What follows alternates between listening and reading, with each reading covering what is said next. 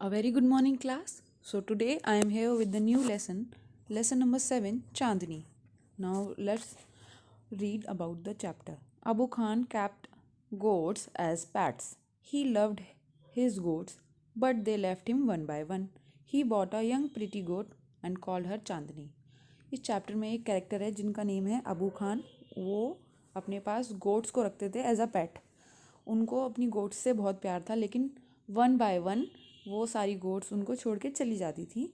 उसके बाद एक वो प्रिटी यंग गोट लेके आए थे, उसको वो चांदनी बुलाते थे. Now let's start with the story. Once upon a time there lived an old man in Almora. He was popularly known as Abu Khan. एक टाइम की बात है, एक ओल्ड आदमी अल्मोरा में रहता था. उसका नाम था, जो पॉपुलरली जाना जाता था, अबू खान के नाम से.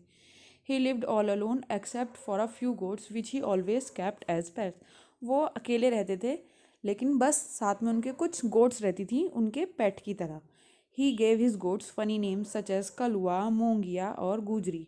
वो अपने गोट्स को हमेशा फ़नी नाम से बुलाते थे. उनका फ़नी नेम्स रख रखा था, जैसे कलुआ, मोंगिया और गुजरी. इस तरीके के नाम वो अपनी गोट्स के हमेशा रखते थे.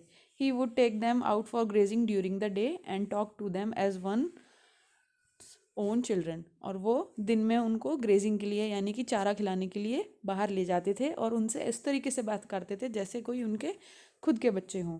At night he would bring them back to his little hut and put a string around the neck of each goat. जैसे ही रात होती थी, वो अपनी गोट को वापस ले आते थे अपनी हट में और उनके गले में एक रस्सी बांध देते थे हर एक गोट के. Poor Abu Khan was little unlucky in the matter of his goats. Poor जो अबू खान थे वो काफ़ी अनलकी थे गोट्स के मैटर में, क्योंकि रात को ज़्यादातर क्या होता था, गोट्स जो हैं अपनी जो स्ट्रिंग होती थी, रस्सी होती थी, उसको धीरे धीरे खींच खींच के लूज़ कर लेते थे, तोड़ लेते थे और गायब हो जाती थी हिल्स में.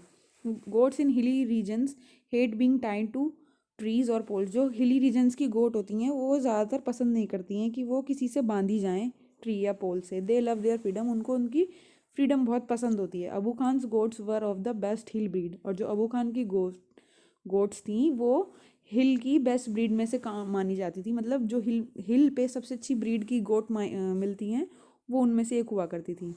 दे love their freedom. They too love their freedom. उनको भी अपनी जो आज़ादी थी वो काफ़ी पसंद थी, यानी कि वो चाहते थे कि वो भी आज़ाद बाहर ऐसे ही घूमें, ना कि किसी रस्सी से बंध के किसी के घर में रहें. सो whenever they got the chance they would run away only to get killed by an old wolf who lived in the hills. और जब भी उन्हें मौका मिलता था वो वहाँ से भाग जाती थी. और उसके बाद क्या होता था, वो हिल में एक वॉल्फ रहता था जिसके द्वारा वो मारी जाती थी. Whenever one of his goats disappeared, Abu Khan was very sad. जब भी उसकी कोई गोट गायब हो जाती थी, जो अबू खान था वो बहुत सैड हो जाता था. He did not understand when even the juiciest grass and the grain that he gave them and all the love that he showered on them would not stop them unfortunate goats from running straight into the jaws of the death. जो वो ये नहीं समझ पाता था कि मैं इन goats को इतना अच्छा खाना देता हूँ, इतना प्यार रखता हूँ, इतना प्यार बरसाता हूँ, इन पे सब कुछ बात है, लेकिन फिर भी ये लोग जो गोट हैं ये यहाँ से क्यों भाग जाती हैं मौत के मुंह में. यानी कि अगर ये क्योंकि जंगल की तरफ भागेंगी, हिल्स की तरफ भागेंगी, तो जो हिल में जो वॉल्फ रहती थी वो उनको मार ही देती थी. आर दीज गोट्स मैड और ही वंडर. वो सोचता था कि ये गोट पागल है.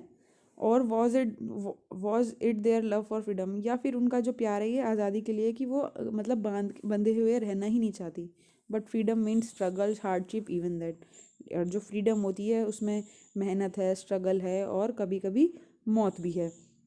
Abu Khan couldn't solve the mystery. Abu Khan इस प्रॉब्लम को, इस मिस्ट्री को कभी सॉल्व ही नहीं कर पाता था, क्यों ये गोट्स उसे छोड़ के चली जाती हैं. One day when all his goats had left, Abu Khan said to himself, no more goats in my house ever again.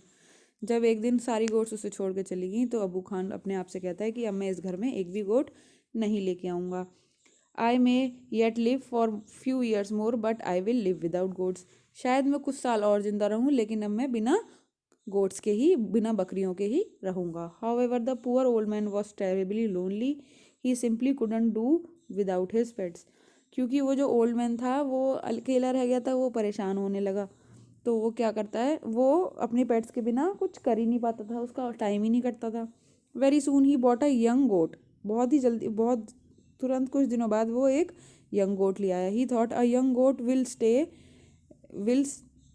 Stay with me much longer. वो कहता है कि अगर मैं यंग गोट यानी कि कम उम्र की गोट को लेके आऊँगा तो वो ज़्यादा से ज़्यादा मेरे साथ रहेगी।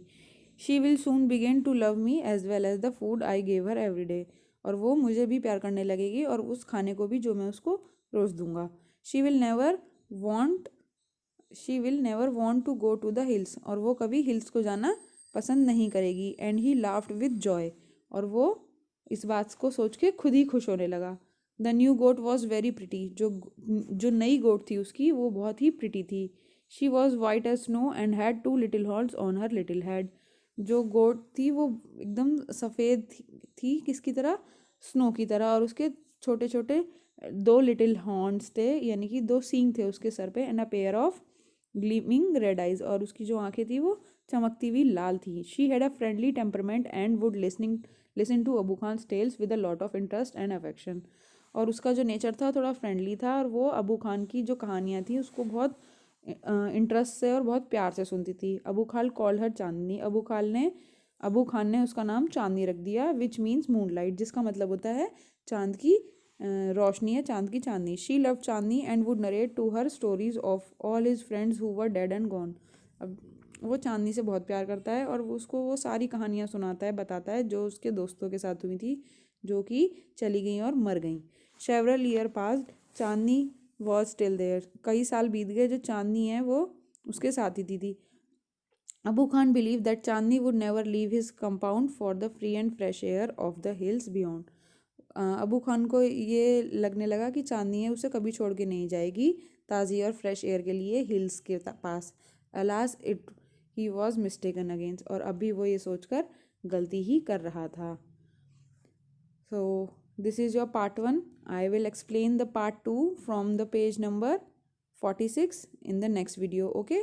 So I hope you have understood this part 1 very well. Okay. So thank you class. I will explain next part in the next video. Okay. Thank you. Bye bye.